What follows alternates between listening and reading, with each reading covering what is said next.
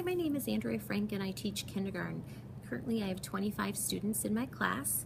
2 of those students are EL students that were born in the United States but speak another language at home. The strategy I chose was the signal response strategy.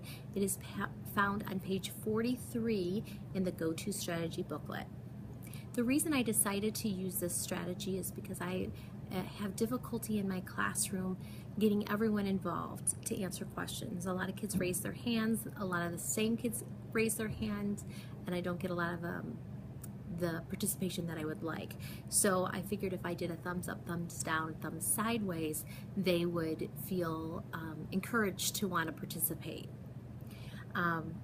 The positives that I found in using this strategy, including my ELs, is that everyone participated and everyone was engaged in my questioning. So for example, I would ask the question, is today Monday?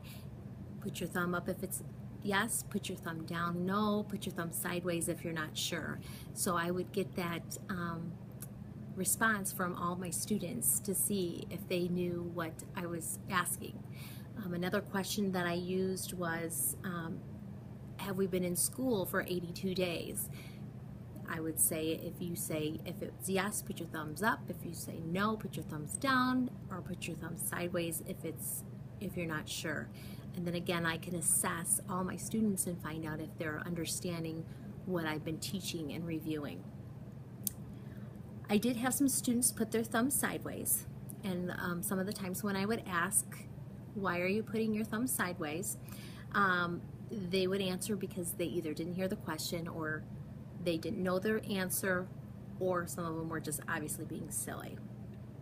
My EL students had no difficulty participating in this activity. Some of the time they would put their thumbs down, and I would ask them, you know, if the answer, if I said, is today Monday, and it was Monday, and they would put their thumb down, I would ask them, well, why did you put your thumb down? And then they would explain to me why they put their thumb down.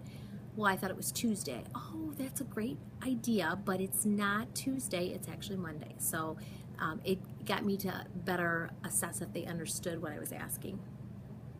But most of the time they got all the answers correct, and they liked to participate with everyone else, and they felt comfortable. Overall, the signal response in my classroom allowed me to assess and understand my students better. One way I would use this furthermore is to help engage my students and get to answer more questions.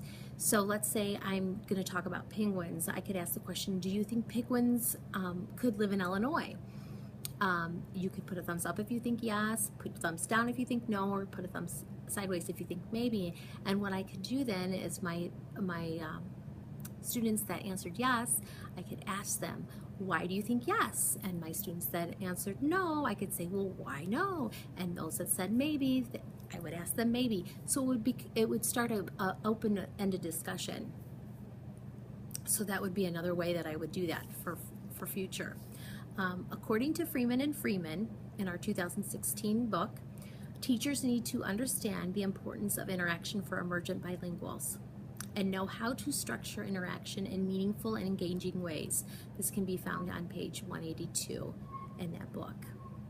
Well, overall, I thought the lesson went great. I hope you guys all have a great week, and thanks for listening to my presentation.